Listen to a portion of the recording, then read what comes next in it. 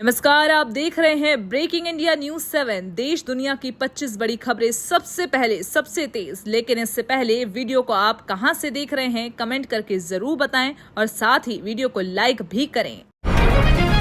कौशल विकास मंत्रालय की बड़ी पहल, युवाओं को उद्योगों की जरूरत के मुताबिक मिलेगा प्रशिक्षण। देश भर में कौशल प्रशिक्षण को नई दिशा देने के लिए कौशल विकास और उद्यमिता मंत्रालय ने स्थायी प्रशिक्षण केंद्रों को सेंटर ऑफ एक्सीलेंस और वोकेशनल ट्रेनिंग सेंटर के रूप में विकसित करने की तैयारी शुरू करी। इस पहल का उद्देश्य प्रशिक्षण की गुणवत्ता, एकरूपता और उद्योगों की जरूरतों के अनुरूप कौशल विकास को बढ़ावा देना है। नए केंद्र वन स्टॉप स्किलिंग हब के रूप में काम करेंगे, जहां प्रशिक्षण के साथ प्लेसमेंट, मेंटरशिप और उम्मीदवारों की ट्रैकिंग पर भी विशेष ध्यान दिया जाएगा। आलू किसानों के लिए बड़ी राहत, फूड प्रोसेसिंग यूनिट पर मिलेगी 35% सब्सिडी। आलू उत्पादक किसानों के लिए राहत भरी खबर है। सरकार ने आलू आधारित फूड प्रोसेसिंग यूनिट लगने पर 35% सब्सिडी देने की घोषणा की। इन इकाइयों में चिप्स, स्टार्च, फ्लेक्स और पाउडर जैसे उत्पाद तैयार किए जा सकेंगे। साथ ही किसानों को उनकी उपज को बेहतर मूल्य दिलाने के लिए एक विशेष कोर कमेटी बनाई जाएगी, जो बाजार की संभावनाओं का अध्ययन कर उद्यमियों को निवेश के लिए प्रोत्साहित करेगी। इससे किसानों की आय बढ़ाने में मदद मिलने की उम्मीद है। 3 दिवसीय दौरे पर सेशल्स पहुंचे पीएम मोदी राष्ट्रीय दिवस समारोह में होंगे शामिल। प्रधानमंत्री नरेंद्र मोदी 3 दिवसीय राजकीय यात्रा पर सेशल्स पहुंच गए हैं। 27 से 29 जून तक चलने वाले इस दौरे में वे सेशल्स के राष्ट्रीय दिवस की स्वर्ण जयंती समारोह में विशिष्ट अतिथि के रूप में शामिल होंगे। प्रधानमंत्री इस दौरान नेशनल असेंबली को संबोधित करने वाले पहले भारतीय प्रधानमंत्री बनेंगे। ये यात्रा भारत और सेशल्स के बीच 50 वर्षों के राजनयिक संबंधों को नई मजबूती देने के साथ समुद्री सुरक्षा और रणनीतिक साझेदारी को भी आगे बढ़ाएगी। नीट यूजी अभ्यर्थियों के लिए बड़ी राहत, फीस वापसी के आवेदन की अंतिम तारीख 30 जून। नीट यूजी अभ्यर्थियों के लिए बड़ी राहत की खबर है। नेशनल टेस्टिंग एजेंसी यानी कि एनटीए ने फीस वापसी के लिए आवेदन का एक और मौका दिया। जिन छात्रों ने अब तक आवेदन नहीं किया, आवेदन अधूरा छोड़ दिया था, पहले नो रिफंड का विकल्प चुना था, वे अब 30 जून तक दोबारा आवेदन कर सकते हैं। उम्मीदवारों को आवेदन के साथ सही बैंक विवरण देना अनिवार्य होगा, ताकि रिफंड की प्रक्रिया समय पर पूरी की जा सके। 29 जून को लॉन्च होगा आरोग्य सेतु 2.0। अब बनेगा आपका डिजिटल हेल्थ साथी। भारत के डिजिटल हेल्थ सेवाओं में बड़ा बदलाव होने जा रहा है। केंद्रीय स्वास्थ्य मंत्री जेपी नड्डा 29 जून को आरोग्य सेतु 2.0 लॉन्च करेंगे। कोरोना काल में कॉन्ट्रैक्ट ट्रेसिंग के लिए इस्तेमाल होने वाला ये ऐप अब पर्सनल हेल्थ रिकॉर्ड का डिजिटल प्लेटफॉर्म बनेगा। एआई तकनीक की मदद से पुरानी मेडिकल रिपोर्ट्स डिजिटलाइज होंगी, जबकि आभा अकाउंट, स्वास्थ्य बीमा, इमरजेंसी सेवाएं और अन्य सुविधाएं एक ही ऐप पर उपलब्ध होंगी। गाजा पर सोनिया गांधी के लेख से सियासी घमासान, बीजेपी ने साधा निशाना। गाजा मुद्दे पर कांग्रेस और बीजेपी के बीच सियासी टकराव तेज हो गया है। कांग्रेस नेता सोनिया गांधी ने एक लेख में भारत सरकार की गाजा नीति और चुप्पी पर सवाल उठाते हुए फिलिस्तीनियों के अधिकारों के समर्थन की बात कही। इसके जवाब में बीजेपी ने उन पर विदेश नीति को वोट बैंक की राजनीति से जोड़ने और लोगों को गुमराह करने का आरोप लगाया। इस मुद्दे को लेकर दोनों दलों के बीच राजनीतिक बयानबाजी लगातार तेज हो गई है। महाराष्ट्र में ऑपरेशन टाइगर 3.0 का दावा, उद्धव गुट के 14 विधायकों पर सियासी चर्चा। महाराष्ट्र की राजनीति में एक बार फिर हलचल तेज हो गई है। शिवसेना मंत्री गुलाबराव पाटिल ने दावा किया है कि ऑपरेशन टाइगर 3.0 शुरू हो चुका है और उद्धव ठाकरे गुट के 14 विधायक जल्द ही एकनाथ शिंदे के नेतृत्व वाली शिवसेना में शामिल होंगे। हालांकि शिंदे सरकार के मंत्री उदय सामंत ने किसी आधिकारिक ऑपरेशन से इनकार किया, लेकिन कहा कि महाविकास अघाड़ी के कई विधायक अपनी इच्छा से शिवसेना में आने के इच्छुक हैं। फिलहाल इन दावों की स्वतंत्र पुष्टि नहीं हुई है। नई सोशल साइंस किताब में इमरजेंसी पर नया अध्याय, एनसीईआरटी ने बताया सिलेबस में बदलाव का कारण। कक्षा 9वीं की सोशल साइंस की नई किताब से संविधान की प्रस्तावना हटाने के आरोपों पर एनसीईआरटी ने सफाई दी। बोर्ड ने कहा कि प्रस्तावना सभी नई एनसीईआरटी पुस्तकों के शुरुआती पन्नों में मौजूद है और नए नेशनल करिकुलम फ्रेमवर्क के तहत सिर्फ सिलेबस का पुनर्गठन किया गया है। एनसीईआरटी ने यह भी बताया कि संविधान के मूल्यों को अलग अलग कक्षाओं में पढ़ाया जाएगा। वहीं नई किताब में पहली बार 1975 से 77 की इमरजेंसी पर एक अलग अध्याय भी शामिल किया गया।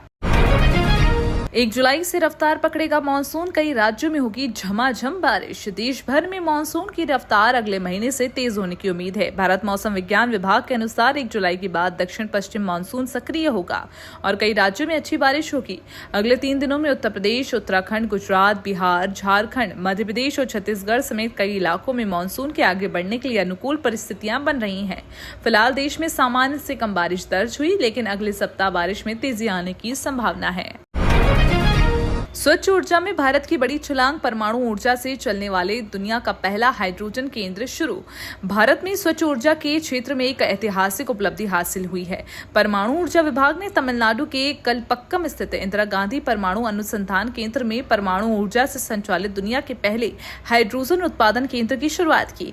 इस परियोजना में भाभा परमाणु अनुसंधान केंद्र द्वारा विकसित स्वदेशी कॉपर क्लोरीन थर्मोकेमिकल तकनीक का परीक्षण किया जाएगा। ये पहल बड़े पैमाने पर कार्बन मुक्त हाइड्रोजन उत्पादन को बढ़ावा देने और जीवाश्म ईंधन पर निर्भरता कम करने की दिशा में महत्वपूर्ण कदम माना जा रहा है।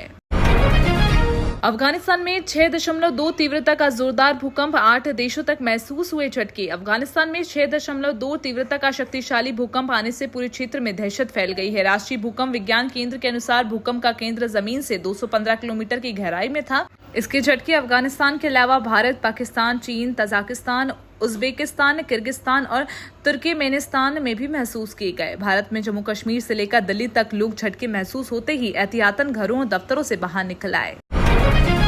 टीएमसी नेता पर जमीन कब्जाने और जबरन शादी कराने के गंभीर आरोप। पश्चिम बंगाल के सुंदरबन क्षेत्र के गोसाबा में तृणमूल कांग्रेस नेता सुवेद अली ढाली उर्फ झड़ू ढाली पर गंभीर आरोप लगे हैं।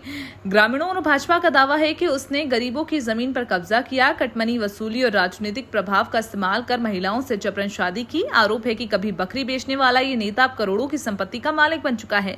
फिलहाल पुलिस उसकी तलाश में जुटी है। इन आरोपी की स्वतंत्र आधिकारिक पुष्टि अभी नहीं हुई है। यूपी में 1 जुलाई से स्कूल बसों की होगी सघन जांच, नियम तोड़ने पर होगी सख्त कार्रवाई। उत्तर प्रदेश में स्कूली बच्चों की सुरक्षित यात्रा सुनिश्चित करने के लिए परिवहन विभाग 1 से 31 जुलाई तक स्कूल बसों का विशेष जांच अभियान चलाएगा। इस दौरान बसों की फिटनेस, तकनीकी स्थिति और सभी सुरक्षा मानकों की गहन जांच होगी। चालकों का सत्यापन भी किया जाएगा। नियमों का उल्लंघन मिलने पर चालान, बस जब्त करने और फिटनेस प्रमाण पत्र निलंबित करने जैसी सख्त कार्रवाई होगी। अभियान का उद्देश्य स्कूल परिवहन व्यवस्था को अधिक सुरक्षित और जवाबदेह बनाना है। मतदाता सूची से 1 साल में हटे करीब 6 करोड़ नाम, 19 राज्यों में जारी है एसआईआर अभियान। मतदाता सूचियों के स्पेशल इंटेंसिव रिवीजन यानी कि एसआईआर अभियान को 1 वर्ष पूरा हो गया। इस दौरान देश भर में करीब 6 करोड़ मतदाताओं के नाम सूची से हटाए जा चुके हैं। फिलहाल 19 राज्यों और केंद्र शासित प्रदेशों में ये प्रक्रिया जारी है। इसकी शुरुआत पिछले साल बिहार से हुई थी। चुनाव आयोग के अनुसार ये अभियान मतदाता सूची को अधिक सटीक और अद्यतन बनाने के लिए चलाया जा रहा है, जबकि इस प्रक्रिया को लेकर राजनीतिक बहस भी जारी है। बंगाल सरकार का बड़ा फैसला, अब छुट्टियों और वीकेंड पर भी खुलेंगे सरकारी दफ्तर। पश्चिम बंगाल सरकार ने सरकारी कामकाज को सुचारू बनाए रखने के लिए बड़ा फैसला लिया। नए निर्देशों के अनुसार अब शनिवार, रविवार और अन्य सरकारी छुट्टियों के दिन भी दफ्तर खुले रहेंगे। हालांकि सभी कर्मचारियों को नहीं, बल्कि रोटेशन प्रणाली के तहत न्यूनतम आवश्यक यानी कि स्केलेटन स्टाफ को ड्यूटी पर आना होगा। ये व्यवस्था उच्च अधिकारियों को तकनीकी और लिपिकीय सहायता उपलब्ध कराने और जनहित से जुड़े कार्यों को बिना रुकावट जारी रखने के उद्देश्य से लागू की गई है। कैंसर से बचाव में मददगार हो सकती है डायबिटीज और वजन घटाने की GLP-1 दवाएं। डायबिटीज और वजन घटाने में इस्तेमाल होने वाली GLP-1 दवाएं अब कैंसर से बचाव में उम्मीद जगा रही हैं। कई अध्ययनों में पाया गया है कि इन दवाओं का उपयोग करने वाले लोगों में कुछ प्रकार के कैंसर का जोखिम अपेक्षाकृत कम देखा गया। विशेषज्ञों का मानना है कि शरीर में सूजन कम करने और इंसुलिन नियंत्रण में सुधार जैसे प्रभाव इसके पीछे हो सकते हैं। हालांकि ये शुरुआती शोध है। इन निष्कर्षों की पुष्टि के लिए अभी और व्यापक अध्ययन आवश्यक है। अमेरिका का बड़ा एक्शन, छत्तीसगढ़ की कंपनी और उसके सीईओ पर लगाए प्रतिबंध। अमेरिका ने सूडान में जारी गृह युद्ध को बढ़ावा देने के आरोप में 8 व्यक्तियों और संस्थानों पर प्रतिबंध लगाए हैं। इनमें छत्तीसगढ़ के कारोबारी आलोक चौधरी और उनकी कंपनी SBL एनर्जी लिमिटेड भी शामिल है। अमेरिकी ट्रेजरी विभाग का आरोप है कि कंपनी ने सूडानी सेना से जुड़ी इकाई को विस्फोटक और संबंधित सामग्री की 200 से अधिक खेप सप्लाई की। फिलहाल संबंधित पक्ष की ओर से इन आरोपों पर सार्वजनिक प्रतिक्रिया सामने नहीं आई है। दुनिया में दोगुनी हुई खतरनाक उमस, भारत के 50 शहर सबसे ज्यादा जोखिम में। जलवायु परिवर्तन का असर अब सिर्फ बढ़ते तापमान तक सीमित नहीं रहा। एक नई रिपोर्ट के अनुसार दुनिया भर में खतरनाक उमस भरी गर्मी वाले दिनों की संख्या पिछले 5 दशकों में दोगुनी से अधिक है।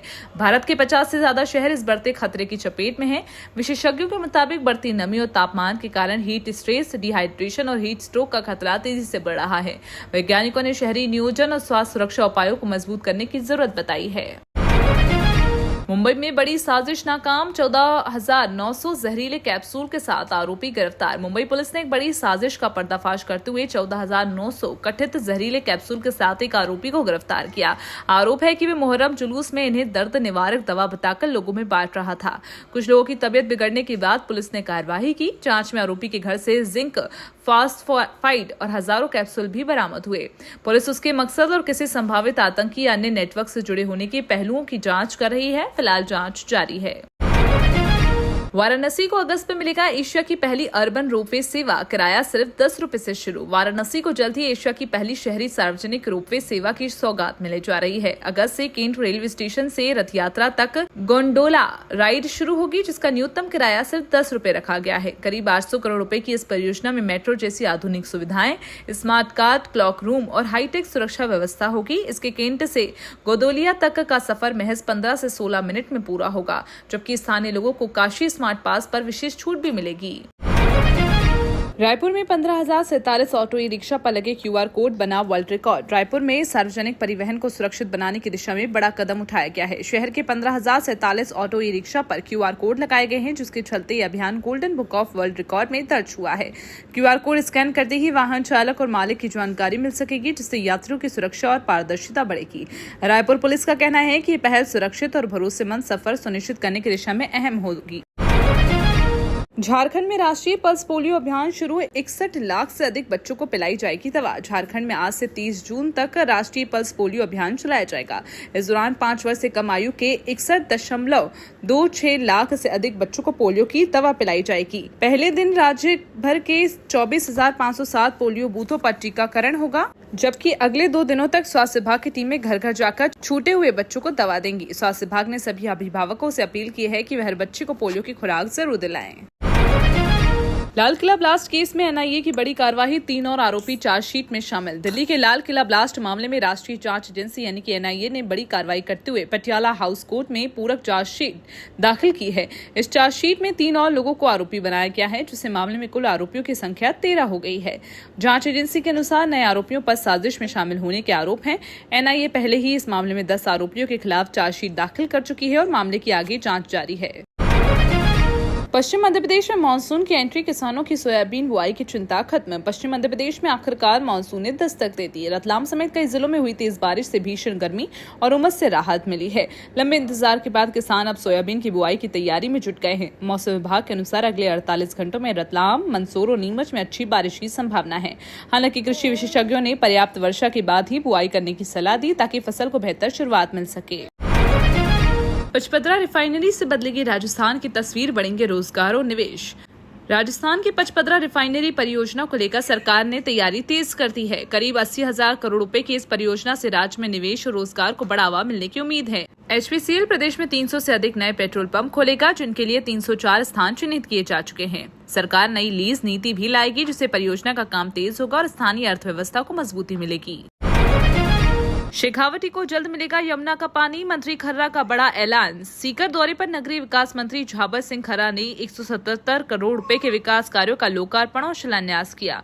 उन्होंने कहा कि शेखावटी क्षेत्र को जल्द यमुना का पानी मिलेगा और 2026 में प्रधानमंत्री नरेंद्र मोदी परियोजना का शिलान्यास कर सकते हैं। साथ ही नई आवास योजना नानी बीड़ के लिए 49 करोड़ रुपए, प्रधानमंत्री आवास योजना के लाभ और तंबाकू लाइसेंस पायलट प्रोजेक्ट जैसी कई महत्वपूर्ण घोषणाएं भी की। तो ये थी 25 बड़ी और महत्वपूर्ण खबरें। ऐसे ही न्यूज देखने के लिए चैनल को अभी सब्सक्राइब करें। धन्यवाद।